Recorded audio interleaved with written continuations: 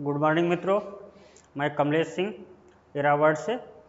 और आज हम लोग जो है बौद्ध धर्म के बारे में, जो बौद्ध संगीतियों का आयोजन हुआ था उसके बारे में पढ़ेंगे और महात्मा बुद्ध की क्या महत्वपूर्ण शिक्षाएं थी, उन सब चीज़ों के बारे में हम थोड़ा बहुत जो है जानकारी हासिल करेंगे। सबसे पहले जो है महात्मा बुद्ध का जन्म जो है सभी जानते हैं 563 ईसा पूर्व में हुआ था और इनकी मृत्यु 483 ईसा पूर्व में हुई थी। और इनकी जो शिक्षाएं थी, इनके जीवन काल के बारे में जो है क्योंकि पिछले वीडियो में हो चुके हैं तो इसलिए उसके बारे में चर्चा नहीं हो पाएगी। आगे जो है इनकी क्या शिक्षाएं, महत्वपूर्ण शिक्षाएं थी, उसके बारे में आज हम लोग देखते हैं। और जो चारों बौद्ध संगीतियाँ थी वो कहाँ कहाँ पे आयोजित की गई थी, कौन अध्यक्ष था, कौन शासक था, ये सब चीज़ें बातें आज जो है डिस्कस किया जाएगा। तो यहाँ पे जो है ये जन्म था इनका महात्मा बुद्ध का और ये मृत्यु थी और इनकी महत्वपूर्ण जो शिक्षाएं थी उसके बारे में आइए जो है आज हम लोग जो है डिस्कस करते हैं।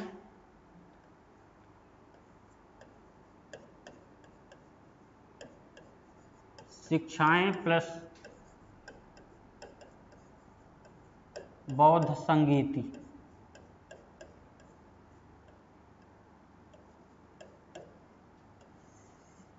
शिक्षाओं में सबसे महत्वपूर्ण इनकी जो शिक्षा थी, सबसे पहले जो है 4 आर्य सत्य।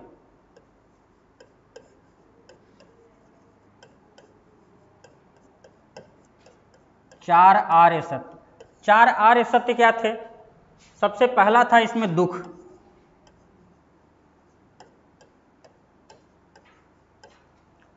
दूसरा था दुख निरोध।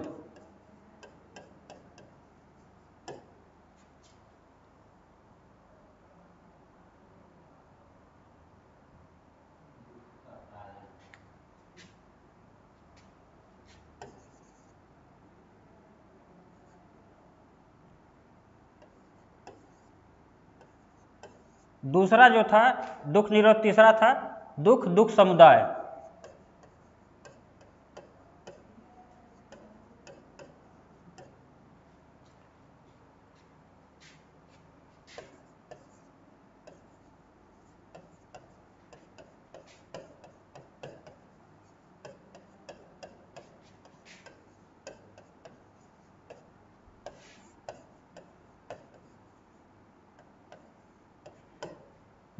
दुख समुदाय, दुख निरोध गामिनी प्रतिपदा। जो दुख निरोध गामिनी प्रतिपदा था यही अष्टांगिक मार्ग था। अब ये 4 आर्य सत्य में सबसे पहले जो है महात्मा बुद्ध ये कहते हैं कि संसार दुखमय है। जैसे पहला उनका था दुख, मतलब संसार जो है दुख से भरा हुआ है। उस जो है दुख जो समुदाय था उस क्या दुख था, दुख का क्या कारण हो सकता है, उसके बारे में इन्होंने बताया। जैसे दुख के जो कारण है, आत्मा के बारे में पता नहीं है, जरा मरण के बारे में पता नहीं, अशिक्षा है। इन सब कारणों से जो है बाह्य जगत में के आडंबर में हम लोग फंसे हुए हैं। ये सब कारण जो है उन्होंने बताया। फिर अगला था दुख निरोध। इस दुख का जो है निरोध, कोई न कोई कारण का निवारण है। जो दुख है उसका हम निवारण कैसे करें, इसके बारे में जो है इन्होंने बताया था। और लास्ट था दुख निरोध गामिनी प्रतिपदा। दुख निरोध गामिनी प्रतिपदा में अष्टांगिक मार्ग की बात की है। सम्यक ज्ञान, सम्यक दर्शन, सम्यक आवाक, सम्यक जो है इस तरह से जो है पूरे अष्टांगिक मार्गों की बात वो करते हैं। 8 मार्ग रहते हैं। तो ये इनकी जो है 4 आर्य सत्य से संबंधित शिक्षाएं थी। इसके बाद जो है आता है बुद्ध जो है आत्मा के बारे में कहते हैं। बौद्ध धर्म अनात्मवादी था। इसमें आत्मा की परिकल्पना नहीं की जाती है, लेकिन कर्म फल की बात करते हैं तो, और पुनर्जन्म की भी बात करते हैं। तो ये अपना कंट्राडिक्शन का विषय है कि आत्मा नहीं है उसके बावजूद कैसे पुनर्जन्म हो रहा है। तो इसमें महात्मा बुद्ध ये कहते हैं कि अच्छा कर्म करोगे तो अगले जन्म में जो है अच्छे योनि में आप जो है पैदाइश होगी, मोक्ष की प्राप्ति होगी। तो ये उनकी महत्वपूर्ण शिक्षाएं थी। सबसे महत्वपूर्ण जहाँ प्रश्न आता है बौद्ध संगीतियों से आता है, तो जो है बौद्ध धर्म की जो महत्वपूर्ण जो संगीतियाँ थी,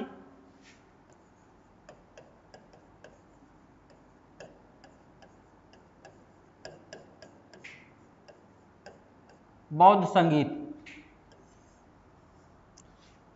इसमें जो पहली बौद्ध संगीत थी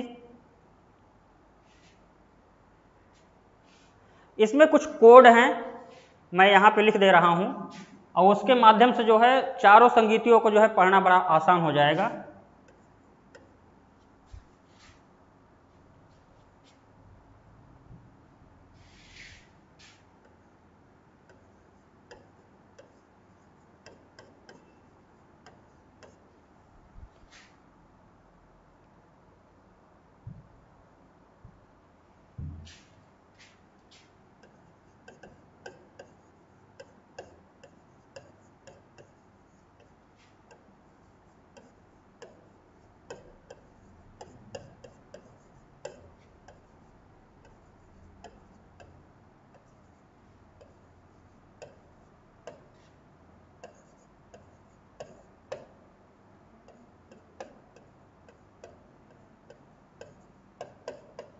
देखिए ये है प्लेस, स्थान का कोड, ये है शासक का कोड, ये है अध्यक्षता कौन किया था उसका कोड है, और ये सन है।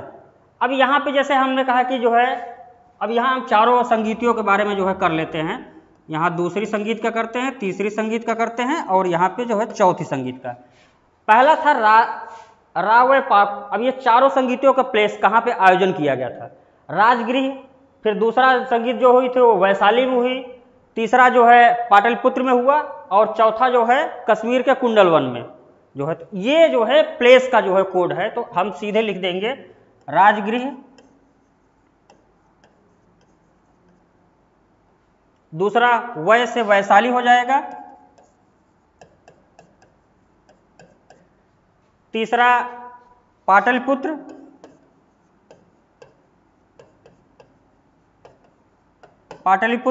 और चौथा जो है कश्मीर का कुंडलवन,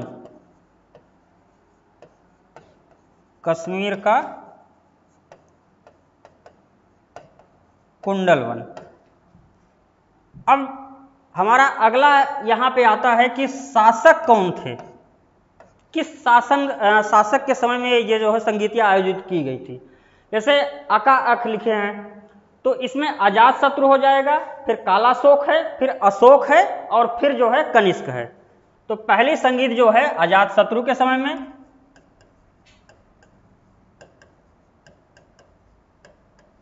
अजातशत्रु के समय में, दूसरी जो है कालाशोक के समय में,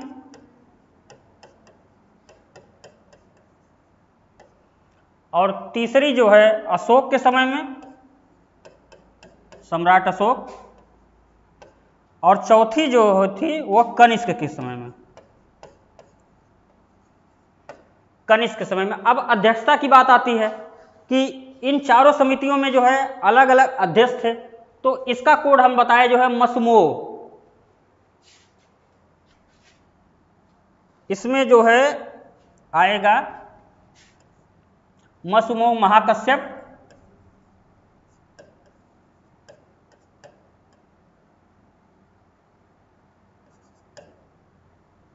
सुबुकामी, मोगलिपुत्र तिस्य,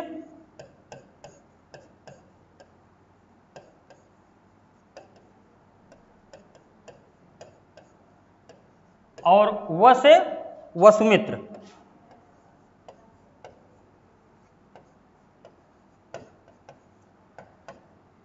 ये कोडिंग थी। पहली बौद्ध संगीत जो है 483 ईसा पूर्व में, उसके जस्ट 100 साल बाद जो है 383 ईसा पूर्व में दूसरी बौद्ध संगीत, तीसरी जो है 247 ईसा पूर्व में, और जो चौथी कनिष्क के समय में होती है वह पहली शताब्दी जो है, कहीं कहीं 100 भी लिखा रहता है, 100 ईसा पूर्व या 100 ईस्वी या 101 ईस्वी, इस तरह से। तो सभी एक ये मान के चलिए जो है कि जो फर्स्ट सदी थी उसकी कोई भी डेट रहेगी उसको आप जो है एक्सेप्ट करेंगे, उसको स्वीकार करेंगे। क्योंकि बौद्ध धर्म में जो है अभी आप देखेंगे कि महात्मा बुद्ध का जन्म से संबंधित भी अलग डेट मिलती है, मृत्यु से संबंधित भी अलग डेट मिलती है। तो यहाँ पे थोड़ा जो है जो ईसा पूर्व है उसको लेकर कंट्राडिक्शन बना रहता है, लेकिन इसमें आप निश्चिंत रहिए कि ये जो डेट मैं डाला हूँ ये एनसीईआरटी की है, और इसी को आप परफेक्ट मान चलिए, क्योंकि कल को कुछ भी चीज़ होता है तो हम उसका प्रूफ लगा सके आयोग में। अब इन जो संगीतियाँ हुई ये तो उसकी कोड थे, कौन कौन अध्यक्षता किया। अब इन संगीतियों की भी कुछ विशेषताएं थी। जैसे पहला जो समिति हुई। पहली समिति जब राजगृह में हुई अजातशत्रु के समय में, इसमें महाकश्यप जो है अध्यक्षता करते हैं। इसमें दो महत्वपूर्ण ग्रंथों का जो है संकलन हुआ। हम जानते हैं कि बौद्ध धर्म में 3 पिटक हैं, सुत्त पिटक, विनय पिटक और अभिधम्म पिटक। तो सुत्त पिटक और विनय पिटक का पहली बौद्ध संगीत में जो है संकलन किया गया। तो यहाँ पे जो है सुत्त पिटक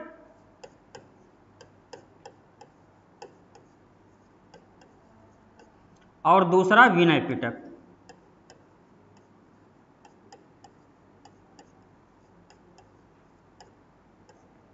सुत्त पिटक और विनय पिटक, ये जो 3 पिटक हैं बौद्ध धर्म में, उसमें जो है ये 2 महत्वपूर्ण ग्रंथ हैं। अब प्रश्न हमारे सामने ये उठता है कि सुत्त पिटक को किसने लिपिबद्ध किया। निश्चित रूप से यह ग्रंथ था तो कोई ना कोई लिखा ही होगा। तो महात्मा बुद्ध के बहुत लोकप्रिय शिष्य थे जो है आनंद। आनंद ने जो है सुत्त पिटक को लिखा और विनय पिटक को जो है इन्हीं के शिष्य थे उपाली। इन्होंने जो है इसको लिपिबद्ध किया। अब इसके बाद जो है हम आते हैं कि जो है इसमें जो पिटक हैं इसमें क्या वर्णन था।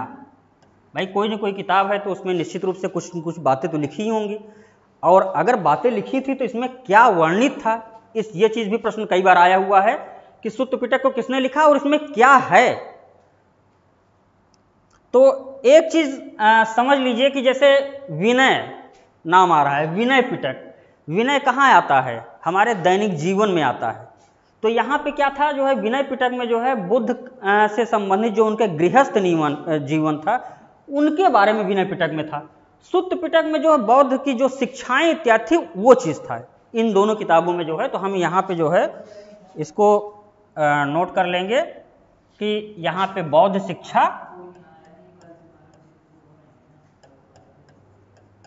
बौद्ध शिक्षाएं, और यहाँ पे जो है गृहस्थ नियम, गृहस्थ नियम। विनय पिटक में गृहस्थ नियम के बारे में चर्चा की गई है और सुत्त पिटक में जो है बौद्ध शिक्षाओं के बारे में। और तीसरा जो है आएगा अभिधम्म पिटक, अभी उसके बारे में आगे चर्चा होगी, वो भी जो है इसी बौद्ध संगीत में ही जो है लिपिबद्ध हुआ था। तो ये महत्वपूर्ण बातें थी। इसके बाद आ जाती है दूसरी बौद्ध संगीत। दूसरी बौद्ध संगीत में जो महत्वपूर्ण बातें थी यहाँ पे भी जो है कुछ न कुछ जो है काम हुए।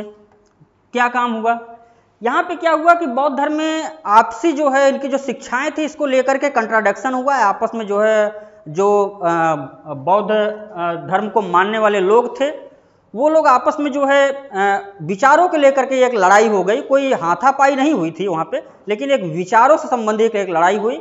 और यहाँ पे जो है बौद्ध धर्म 2 भागों में जो है हमें बंटता हुआ दिखाई देता है। इस संगीत जब आयोजित होती है तो वहाँ 2 धड़ा बट गया। विचारों का जो है एक वाक युद्ध हुआ और उसके माध्यम से क्या विचारों का क्या वाक युद्ध था। यहाँ पे जो है पूर्वी भिक्षु और पश्चिमी भिक्षु दो रूप में बट गए।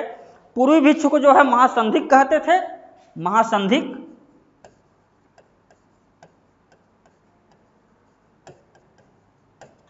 और जो पश्चिमी भिक्षु थे इन्हें जो है स्थविरवादी।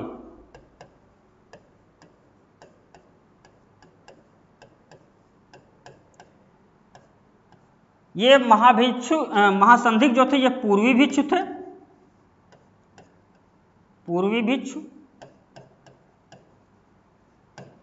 और ये पश्चिमी भिक्षु।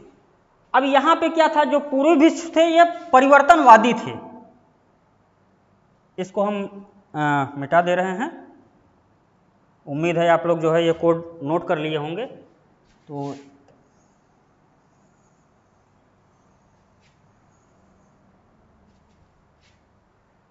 तो जो पूर्वी भिक्षु थे ये लोग जो है परिवर्तनवादी थे। परिवर्तनवादी का मतलब जो है यहाँ पे क्या था, महात्मा बुद्ध जो थे ये शिक्षाओं में दिए थे कि जो है कोमल सैया पे नहीं सोना है, ताड़ी जो है अगर सोने जाने से पहले जो है अगर सोना है तो ताड़ी नहीं पीना है, जैसे ताड़ी जो है एक नशे का वो उस समय जो है आज के समय की तरह मदिरा नहीं रहती थी कि हम विस्की पी लिए, रम पी लिए। उस समय जो है ताड़ी पी करके लोग जो है उसको एंजॉय करते थे अपनी लाइफ को। तो महात्मा बुद्ध ये कहते थे कि ताड़ी नहीं पीना है, कोमल सैया पे नहीं सोना है, और साथ में जो है व्यभिचार नहीं करना है, स्त्रियों के संपर्क में बहुत ज्यादा नहीं आना है। तो ये बुद्ध की शिक्षाएं थी, माता पिता का आदर करना है। तो लेकिन यहाँ पे क्या था, महासंधिक जो पूर्वी भिक्षु थे ये परिवर्तनवादी थी। इन्होंने कहा कि नहीं, समय के साथ तो जो महात्मा बुद्ध तो गुजर गए और समय के साथ परिवर्तन जरूरी है, और यहाँ पे जो है ताड़ी पीने की इजाजत दी जाए, शादी करने की इजाजत दी जाए, व्यभिचार करने की इजाजत दी जाए, और जो है कोमल सैया पे सोने की इजाजत दी जाए, मांस इत्यादि खाने की इजाजत दी जाए। तो ये सब चीजें जो है, तो मेरे कहने का मतलब जो पूर्वी भिक्षु थे ये परिवर्तनवादी थे, ये परिवर्तन को चाहते थे। और जो पश्चिमी जो भिक्षु थे, पश्चिमी स्थिरवादी जो पश्चिमी भिक्षु थे, ये परिवर्तन की पूरी तरह से अगेंस्ट में थे। कहते थे नहीं, जो महात्मा बुद्ध के अक्षर से वाक्य है उसी को हम मानेंगे। तो यहाँ पे जो है पूर्वी भिक्षु को हम कह सकते हैं ये परिवर्तनवादी थे।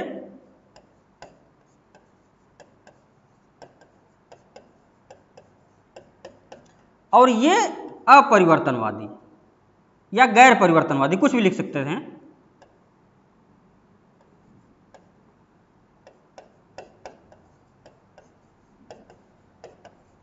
अपरिवर्तनवादी,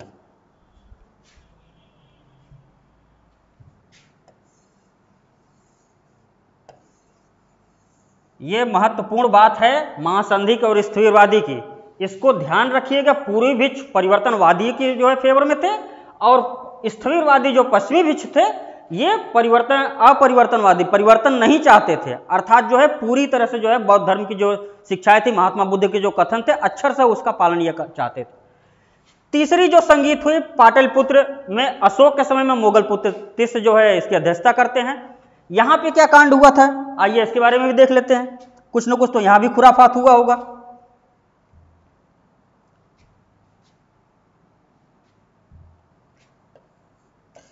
यहाँ पे मैं अभी बता रहा था आपको जो है जो तीसरा पिटक, क्योंकि दो पिटक के बारे में हम पहले जो है यहाँ संकलित हो चुके थे, यहाँ लिखे जा चुके थे।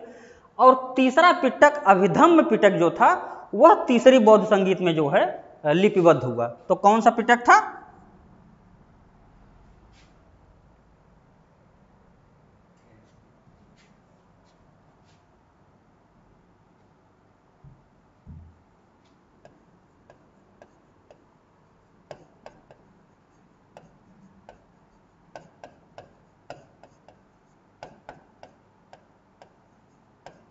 अभिधम्म पिटक। अभिधम्म पिटक में वर्णन क्या है? एक महत्वपूर्ण बात, अभिधम्म पिटक को लिखा किसने जो है, तो अभिधम्म पिटक को जो है जो तीसरी बौद्ध संगीत की अध्यक्षता की था मोगल पुत्र तिस, इन्होंने ही लिखा था। तो लिपिबद्ध जो है मोगल पुत्र तिस ने किया।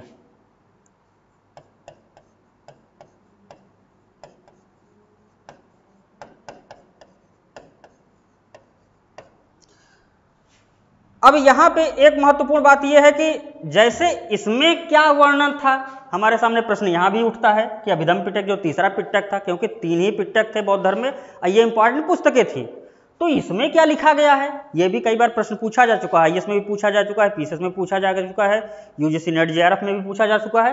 तो इस अभिधम्म पिटक में क्या वर्णन था? इसमें जो है बौद्ध धर्म से संबंधित जितने तर्क थे, एक तरह से हम कह सकते हैं जो साइंटिफिक दृष्टिकोण थे, तर्कवादी जो बातें थी, उन चीजों का जो वर्णन था। तो एक तरह से हम कह सकते हैं कि महात्मा बुद्ध का जो दर्शन था, दर्शन का सार, वह जो है वर्णन था। और ये जो है ये कई पार्टों में था। अभिधम्म पिटक जो है कई भागों में लिखा गया था, और इसमें ज्यादातर जो वर्णन है वो क्वेश्चन आंसर के रूप में था। जैसे महात्मा बुद्ध कोई क्वेश्चन करते हैं, फिर बाद में कोई आंसर देता है, इस तरह से इसका वर्णन था। तो हम यहाँ पे लिखेंगे बौद्ध दर्शन।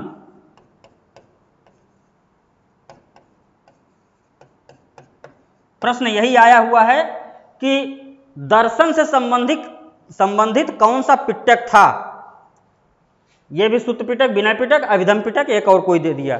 पिटक तो 3 ही थे, लेकिन कंफ्यूजन यहीं पे बनता है कि यह दर्शन से संबंधित था, ये बौद्ध शिक्षाओं से संबंधित था।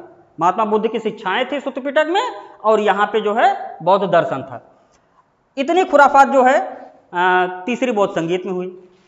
अब कुछ न कुछ तो कांड यहाँ पे भी हुआ होगा, तो आइए उसके बारे में देखते हैं। यहाँ पे सबसे ज़्यादा परिवर्तन देखने को मिलता है जो कश्मीर के कुंडल वन में जो है कनिष्क के समय में वसुमित्र की अध्यक्षता में जो है चौथी बौद्ध संगीत का आयोजन होता है। और यहाँ पे बौद्ध धर्म जो है दो पार्टों में बट गया, जो है हीनयान और महायान।